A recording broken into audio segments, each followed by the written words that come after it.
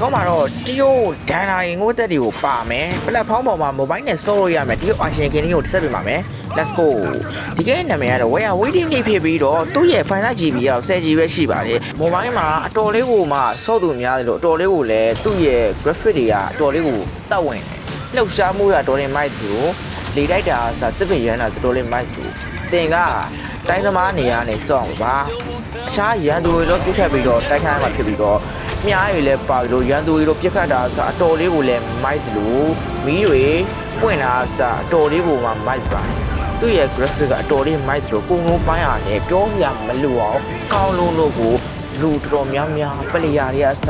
သူ game ကိုရှုံးပေးထားပါတယ်ချို့ YouTube player ကြီးတို့မှာဒီ game ကိုအရှုံးပေးထားတော့ကို graphic ကောင်းလို့ကိုသူ့ရဲ့ graphic ကိုကြည့်မဲ့ဆိုရင်ဒီမှာ cloud တွေပါမယ်အခြား motor ဘာတဲ့လိုမျိုးတိုင်းကွက်တွေလည်းပါမယ်တစ်ဖက်နဲ့တစ်ဖက်ချတာအစားကိုတောက်ဝင်လှုပ်ရှားမှုတကယ်ရောက်သွားသလိုချရတာဖြစ်ပါတယ်အချစ်ဇလန်တွေလည်းပါပါတယ်ဒီ game မှာတည့်ရဲ့အတိုင်းကိုဒန်နိုင်ကိုတက်ကြီးအတော်ကြီးမိုက်သလို graphic ကြီးကတော့ဒီလောက်ကြီးလမ်းနာကြီးကတော့ဒီတစ်ခါတော်လေးပုံမှာတန်တယ်လို့ပြောလို့ရတယ်ပေါ့ 10GB နဲ့တော်လေးတန်တယ်ပေါ့ဗျာကဲ game လေးပါရောက်ဆက်ကြည့်လိုက်ရအောင်ထင်တာတော့ကျွန်တော်တို့ဒီ game ကတော့ကျွန်တော်အတိတ်ကိုပြန်သွားနေတူရယ်နော်ကဲသူ့ဘာသာတော့ဒီ character ကိုဓာတ်ပုံနဲ့ကိုပြင်လို့ရတယ်ကိုဓာတ်ပုံထဲတန်းနဲ့ဒီ character ကဒါကိုကနဲ့ကိုဓာတ်ပုံခါလေးပြင်သွားမှာပေါ့ဒီလောက်ကြီးလမ်းနာကြီးကတော့မိုင်လုံးအားကြီးလို့ပြောလို့ရတယ်ပေါ့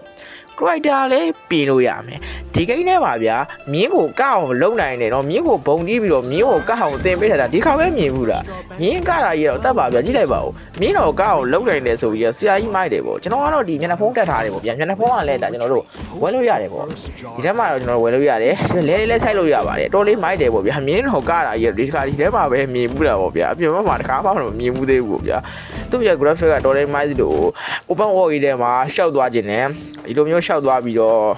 ရှောက်ပြီးတော့ဆော့ခြင်းနဲ့ပေါ့ဘာတွေနဲ့ဆော့ခြင်းနဲ့ဒီလိုမျိုးဆော့ခြင်းနဲ့လွတ်လပ်မှုကိုခံစားခြင်းနဲ့ဆိုရင်ဒီ game ကိုဆက်ဆော့ကြည့်လိုက်အနည်းဆုံးတော့စစ်မှာဆော့ဖို့ကြံပြုပါတယ်ဒီမှာ 4 day ဆိုရင်ထင်းခေါ်ဖြစ်သွားတယ်ပေါ့ဒီ game မှာ single player တော့ multiplayer ပါတယ်လို့ချိတ်ဆော့လို့ရသလိုတယောက်တည်း solo လည်းဆော့လို့ရပါတယ် solo ဆော့ရတဲ့တယောက်တည်းလည်း easy ပြင်းနေရမျိုးပဲနဲ့ကျွန်တော်တို့အလုပ်တွေလည်းလုပ်လို့ရသလို open world multiplayer လည်းဆော့လို့ရပါတယ် multiplayer ဆိုရင်ကျွန်တော်တကယ်ချင်းနဲ့ချိတ်ဆော့လို့ရပါတယ်အတော်လေးကိုမိုက်ပါတယ်ဗျ